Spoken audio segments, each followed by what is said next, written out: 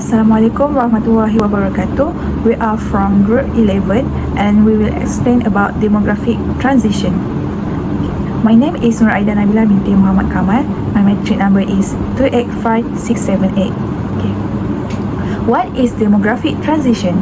According to Professor Datuk Dr. Ismail Swalman, in 2024, demographic transition refers to the change in the population structure in terms of the age, sex, birth, death, migration, and other factors that affect the composition of the population of a country or region. This transition is often studied by the scholar in the field of demography, sociology, and economics to understand and predict the population trends and related socio-economic impacts.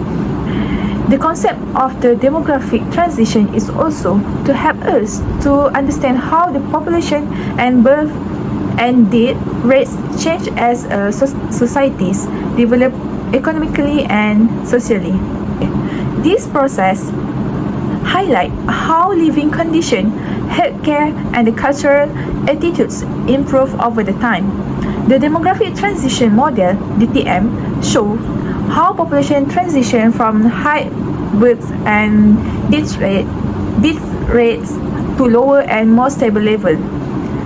In doing so, it provides valuable insight into the population growth trends and their broader impacts on the society.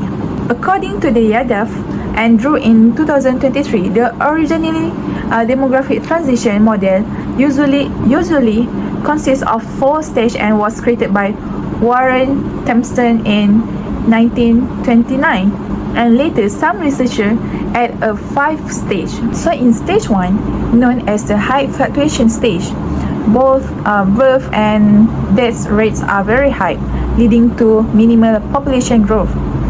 Birth rates were elevated due to the absence of the family planning method of contraceptions. Children were seen as valuable contributor to a household economy, performing tasks like fetching water or working in the fields, with minimal financial burden as there were significant education costs. So, this scenario is typically of pre-industrial societies where limited access to healthcare, poor sanitation, and inadequate nutrition result in high death rates like in Europe before the 18th century. This high mortality rate influenced birth rates as families often had more children to ensure that some would survive into adulthood. Okay, so next in stage 2 or the early expanding stage, the improvement in medicines, sanitation, and food supply lead to a significant drop in the death rates. While the birth rates stay high. The advance in agricultural practice such as selective breeding, crop rotation, and better farming techniques increase food supply and ensuring more consistent and reliable nutrition. Next, for the stage 3, the less expanding stage sees a decline in the birth rates as the urbanizations, better educations, and access to family planning services become widespread. Population growth begins to slow as observed in countries like Malaysia and Mexico during the late 20th century. This reduction in the birth rates is driven by improvement in socio-economic conditions, greater access to contraceptions, and expanded education and employment opportunity for women. In stage 4, or the low stationary stage, the both birth and death rates stabilize at low level, leading to minimal population growth. This stage characterize the developed economy with the high living standards such as the United States and Australia. The impact of the demographic transition in Malaysia can be seen to affect urbanization and education. Urbanization and education have been key driver of socio-economic transformation during the demographic transition.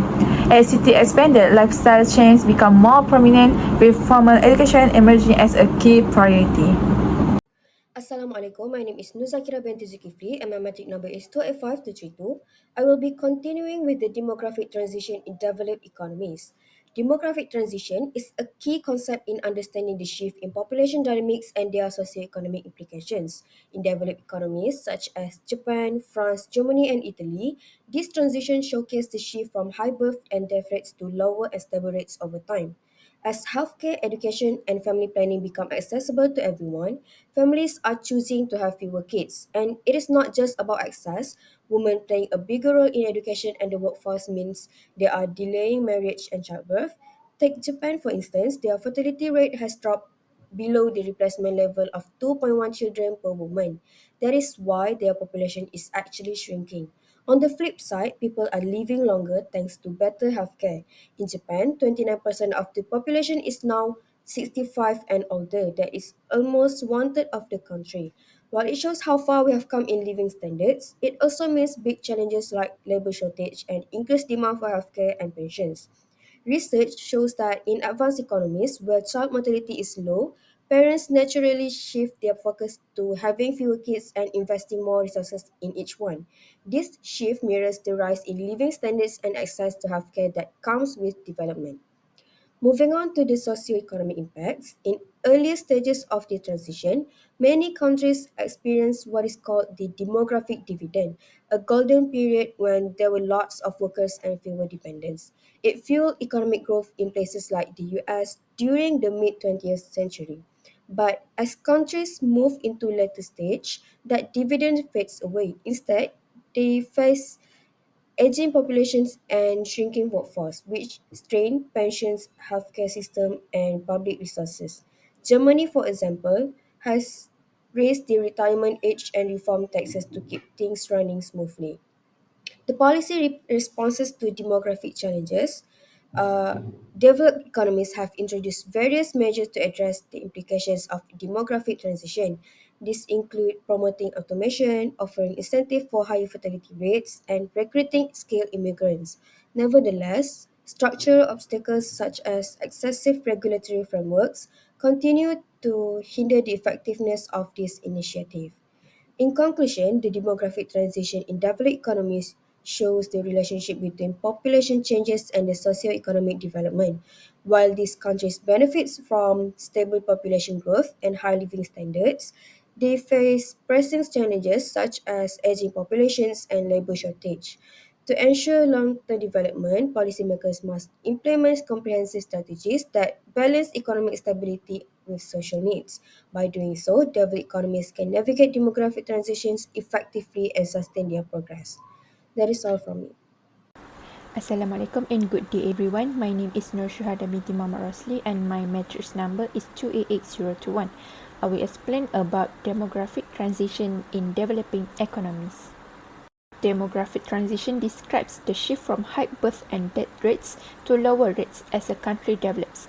This process is divided into stages. First, the pre-transition phase, early and late transition stages, and finally post-transition stabilization. Most developing countries are in the second or third stage. In stage 2, death rates decline due to better healthcare and nutrition, while birth rates remain high. By stage 3, birth rates also start falling, driven by education and urbanization, though population growth continues. For example, Niger struggles with high fertility and resources depletion. Bangladesh is seeing progress in birth rates reductions but faces urbanization challenges. Nigeria has potential for a demographic dividend but faces significant youth unemployment and insufficient infrastructure. Rapid population growth creates substantial pressure on resources such as food, water, and energy. Urban areas face overcrowding, inadequate housing, and stretched public services. Additionally, high youth unemployment can lead to poverty and social unrest. However, these challenges also present opportunities. By investing in education, especially for women, and ensuring access to healthcare, developing countries can harness their demographic dividend. Sustainable urban planning and job creation are also crucial. In summary, demographic transition is a critical factor in the development of economies. Addressing its challenges requires strategic investments in healthcare, education, and sustainable planning to unlock its full potential. Hi, my name is Nushafiqah Binti Hashim and my metric number is 286429. For comparative analysis of developed and developing economies, for demographic trend, developed economies such as US, Japan, and Europe have low birth rates, below than 2.1 children per woman, due to improved hygiene and healthcare. For aging population, Japan, 28% of the population is 65 years old. Fertility rate is 1.3. For developing economies such as Asia, Africa, high birth rate, more than 4 children per woman due to limited family planning, healthcare and education. For Sub-Saharan Africa, Nigeria fertility rate of 6.8 leads to rapid population growth. For economic impact, developed economies, aging population lead to higher healthcare and pension costs, strain on public finance, such as Europe. And for the developing economies, young population offer potential demographic dividend. Large working age population could drive economic growth. And for the challenges, insufficient investment in healthcare, education, and infrastructure limits potential. Okay, next, one factor influencing disparities. For healthcare, developed economies have strong healthcare system, lower mortality rates, longer life expectancy, while developing economies have poor healthcare infrastructure, higher maternal and infant mortality rates. For education, developed economies have higher education level, especially for women, leads to lower birth rates, while developing economies, limited access to education, particularly for women, result in higher fertility rates. And for economic conditions, developed economies have strong infrastructure support, sustainable population control, while developing economies have agriculture reliance, values children as economic asset. And for the policy measures, developed economies has policies like parental leave, childcare benefits, and family planning programs.